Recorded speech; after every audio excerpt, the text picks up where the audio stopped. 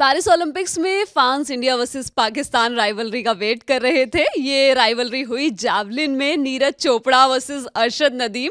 सूरज, सही बताइए कि आपको लगा था कि ये राइवलरी इंडिया वर्सेस पाकिस्तान में बदल जाएगी? क्योंकि हम वेबर की बातें कर रहे थे, हम ग्रेनाडा के पीटर्स की बातें कर रहे थे, हम याकूब की बातें कर रहे थे। हम ये भी कह रहे थे कि नीरज के सामने कोई भी विदेशी एथलीट सही नहीं फेंक पाता है नहीं फेंक पाया, लेकिन हमारे अरशद भाई ने धोखा किया है।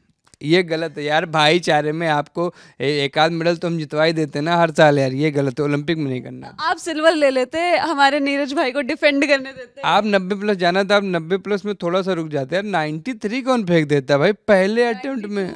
93 ऑलमोस्ट था, बहुत हल्का सा बचा 93 से। तो मतलब भाई पहले अटेम्प्ट में यार, पहले अटेम्प्ट में आपने ऐसे फेंक दिया कि बाकी ये लस्सी उस्सी जो बेचारे फिनलैंड वाले थे उन्होंने खुद को डिस्क्वालीफाई कर लिया। बोले हो गया भाई, यहाँ अपन 85 पूछने के लिए मरे जा रहे हैं, क्वालिफिकेशन में 85 नहीं फेंक पा रहे, अगला 93 फेंक रहा है यार। ये बहुत गलत है मतलब, लेकिन ठीक है, इट्स ओके। शॉकिंग नहीं था क्योंकि अरशद पहले भी 90+ फेंक चुके हैं, लेकिन ये जरूर शॉकिंग था जो उन्होंने अपना आखिरी थ्रो भी 91+ फेंका। मतलब इतनी बातें चल रही थी, एक बार बता देते कि क्या क्या हुआ पहले मैच को, उसके बाद ये कैरी फॉरवर्ड करते हैं कि अरशद 90 पहले भी फेंक चुके हैं। जब शुरुआत हुई तो एथलीट्स जो थे, जो थ्रोअर्स थे, वो 80-85 तक जा पा रहे थे। तो ऐसा लगा था कि हाँ, मुकाबला अच्छा होगा, इसके आसपास ही रहेगा। लेकिन फिर अरशद नदीम आए, पहला फाउल हुआ, दूसरा मौका फिर नीरज चोपड़ा आए, वो भी फाउल हुआ। दोनों बराबरी पे। हम लोग इंडिया वर्सेस पाकिस्तान की राइवलरी की जो बात चल रही थी, एकदम हेड टू हेड चल रही थी, दोनों फाउल। नदीम जी आए फिर से। अब यार टीवी देखो ना, नीरज बीच में ही अच्छा लगता है। मतलब मैं थोड़ा बायस्ड हूँ, नीरज बीच में ही अच्छा लगता है। किनारे किनारे का लड़का नहीं, अपना अपना बीच का सेंटर में रहने वाला लड़का है। सेंटर में होता कितना अच्छा लगता है, देखो। कोई बात नहीं, खैर वापस इस पे आते हैं कि फिर नदीम जी आए और उन्होंने 92 का फेंक दिया। अब बस खत्म। फिर आए, फिर नीरज जब लौटे तो 89 पॉइंट समथिंग थ्रो किया। एक ही थ्रो किया नीरज ने। हाँ। 5 फाउल, एक थ्रो, वाला भी चला गया था, फाउल नहीं हुआ था।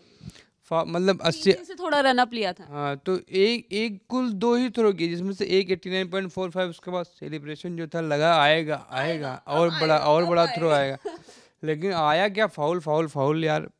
लेकिन क्योंकि दूसरा अटेम्प्ट था, तो तीसरे चौथे में कई बार ऐसा भी होता है कि जब इनको लगता है थ्रोअर्स को कि हमारा थ्रो अच्छा नहीं गया, तो वो खुद भी लाइन क्रॉस कर जाते हैं कि ये फाउल हो गया, इस तरीके से।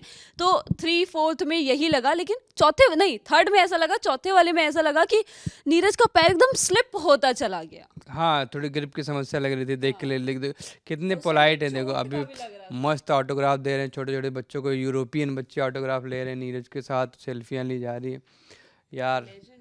लेजेंड तो थे ही, वो टोक्यो में ही बन गए थे। लेकिन ये वाला ना, कितने लालची हो रहे हैं हम लोग, अभी तो खाली ब्रॉन्ज जीत रहे, तब कह रहे हैं कि सिल्वर गोल्ड क्यों नहीं आया, सिल्वर ले आया भाई। नीरज को बहुत बहुत बधाई हो, पूरे देश को बधाई हो। अपना लड़का जो है बैक टू बैक 2 ओलंपिक्स में मेडल लाया है, पहला एथलीट बना है ट्रैक एंड फील्ड का। क्योंकि नॉर्मन प्रिचर्ड को मैं नहीं मानता हूँ इंडियन, क्योंकि नॉर्मन प्रिचर्ड ने जिस इवेंट के थ्रू क्वालिफाई किया था वो ब्रिटिश रिकॉर्ड्स में दर्ज होता है। ब्रिटेन उनको अपना एथलीट अभी भी मानता है, तो मैं नहीं मानता। मेरे लिए पहले एथलीट हैं, पहले ट्रैक एंड फील्ड एथलीट है नीरज, जो 2 मेडल्स लेके आए किसी भी ओलंपिक्स से। इससे पहले रेसलिंग में 2 बार ओलंपिक मेडल, एक सुशील कुमार, एक रेसलर इन पर्टिकुलर, 1 रेसलर सुशील कुमार ला चुके हैं। बैडमिंटन में पीवी सिंधु ये काम कर चुकी हैं। मनु भाकर शूटिंग में पेरिस ओलंपिक्स में ही उन्होंने ये काम किया, और अब नीरज चोपड़ा टोक्यो ओलंपिक्स और उसके बाद पेरिस ओलंपिक्स, एक गोल्ड मेडल, एक सिल्वर मेडल, अगली बार ब्रॉन्ज। यार नहीं, देखो मुझे क्या लग रहा है ना, नीरज को अब काम करना पड़ेगा भाई। अब आपको 90+ जाना पड़ेगा, नहीं तो काम चलेगा नहीं। क्योंकि जो थ्रो हुए थे 85-87 में, ये टोक्यो में जीत गए थे गोल्ड मेडल। लेकिन सूरज, बात तो तभी से हो रही थी ना, अरशद की बात भी तभी से लगातार हो रही है। कॉमनवेल्थ में जब उन्होंने अच्छा परफॉर्म किया था, उसमें तो खैर नीरज ने पार्टिसिपेट नहीं किया था उस टाइम। यही उम्मीद थी कि जब नीरज के सामने आएगा तो 90 नहीं फेंक पाएगा, क्योंकि प्रेशर में रहेगा। लेकिन भाई ने तो इस बार पहला थ्रो और पहला ही थ्रो कितना कैजुअली फेंका, लगा ही नहीं कि इतना दूर तो नहीं, लेकिन थ्रो हम तो ऐसे ही वाइल्ड गेस कर रहे थे, अरे 90 जाए। मैंने कहा था, मैं क्रेडिट लूंगा, मैंने कहा हाथ से छूटते, मैंने कहा ये 90+ गया। मैंने तो इसलिए बोला था क्योंकि जो मैं बोलता हूँ वो होता नहीं है लेकिन हो गया भाई। अरशद, बहुत बहुत बधाई हो। पाकिस्तान 1984 के बाद पहली बार गोल्ड मेडल जीत रहा है ओलंपिक्स का। पहला इंडिविजुअल गोल्ड मेडल है, पहला है। हम 2012 में ये कर चुके थे, तुमने अब किया, तुमको फिर से बधाई पहुंचे। लेकिन अरशद नदीम, कमाल का थ्रो, बहुत बेहतरीन थ्रो, बहुत सारी बधाई हो आपको। आप नीरज 2008 में कर चुके हैं। हाँ 2008 में, आठ में, हाँ बीजिंग से हम ले आए थे ना, सही बात है। तो हम 8 में ही कर चुके, तो खैर ठीक है। अब बहुत बहुत बधाई हो, नीरज की दोस्ती ऐसे बरकरार रहे, लेकिन नीरज अब थोड़ा बेहतर करें, मिडल 90 प्लस जाए। नीरज ये का वैसे सीजन का बेस्ट दिया उन्होंने अपने, लेकिन 90 नहीं था। सीजन का बेस्ट ठीक है, लेकिन जब उन्होंने 92 फेंक दिया ना, तो नीरज के फेस पे वो कॉम्पिटिटर वाला लुक दिख रहा था। वो सेटिस्फाइड नहीं थे अपनी परफॉर्मेंस से। जब मैच के बाद बात करेंगे, कुछ बताएंगे, जब इंडिया वापस लौटेंगे तब कुछ अपनी परफॉर्मेंस के बारे में जब खुलासे करेंगे तो पता चलेगा। क्योंकि जब हम टीवी पे देख रहे थे लगातार ऐसा लग रहा था कि नीरज खुश नहीं है, नीरज और एक्सपेक्ट करते हैं खुद से। आज तो उन्होंने कुछ दिल्ली वाले श्लोक भी बोले जो छेत्री भाई बता के गए थे, सुनील भाई। विराट नहीं बोलते, सुनील छेत्री नहीं बोलते, रोहित शर्मा नहीं बोलते, वो नीरज चोपड़ा ने भी नहीं बोला, ऐसा लगा बोला लेकिन बोला नहीं था। तो आज फ्रस्ट्रेटेड दिख रहे थे, आज तो था वो जो कूल काम कंपोज रहता है कि पहला थ्रो मारा, पहले में काम हो गया, चिल हो गए। चिल नहीं थे क्या नीरज, आज वो नहीं परेशान थे, क्योंकि उनको पता था कि 93 जो चला गया, ये 92.97 ये बहुत दूर चला गया और इसको अचीव करना आसान नहीं होगा, ये उनको पता था। और बाकी तो लोग कभी कंपटीशन में थे ही नहीं, नीरज के भी करीब कोई नहीं पहुंचा, रह गए ऐसे। जो बात की जाती है कि बाहर के लोगों से कंपटीशन मिलेगा, वो नहीं था। कंपटीशन मिला अरशद नदीम से ही, जो कि हमारे पड़ोसी हैं ऑफ कोर्स।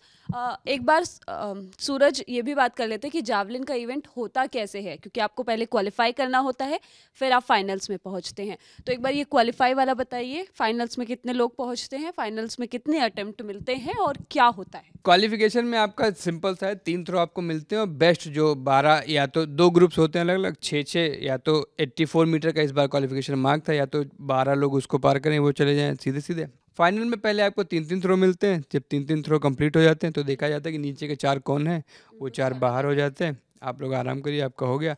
बचे हुए 3 अटेम्प्ट वो करते हैं जो मेडल की कंटेंशन में रहते हैं। फिर वही 6 के 6 थ्रो आपके देखे जाते हैं, 6 में से जो आपका बेस्ट थ्रो रहता है वही कंसीडर होता है मेडल के लिए। और अरशद नदीम का 92.97 था, वो गोल्ड ले गए। नीरज ने जो अपना 89.45 का थ्रो फेंका वही उनका बेस्ट रहा, और वहीं से उसके आसपास कोई पहुंचा नहीं। शुरू में थोड़ा डर लगा था, क्योंकि बहुत सारे लोगों का हम नाम पिछले 4 साल से पढ़ते हैं कि शोन वॉलकॉट हो गए, यूलियन वेबर हो गए, इतने नाम पढ़ पढ़ के दिमाग में इतना प्रेशर हम लेके बैठे हुए थे। लेकिन भाई कोई नहीं, कोई गया ही नहीं, 89 तो कोई पहुंचा ही नहीं, 88 पे ही रह गए। तो नीरज भाई ने इस तरीके से अपना सिल्वर मेडल जीता। 6 थ्रो में से जो बेस्ट था वही गिना गया, और 2 मेडल हो गए उनके बैक टू बैक। मज़ा आ गया भाई। चलिए, जावलिन के बारे में हमने आपको बता दिया, नीरज चोपड़ा के इवेंट के बारे में बता दिया। कल भी कुछ इवेंट होंगे और पेरिस ओलंपिक्स में जो कुछ चल रहा है वो सब आपको ललन टॉप पे मिलता रहेगा। आप लोग देखते रहिए। Thank you.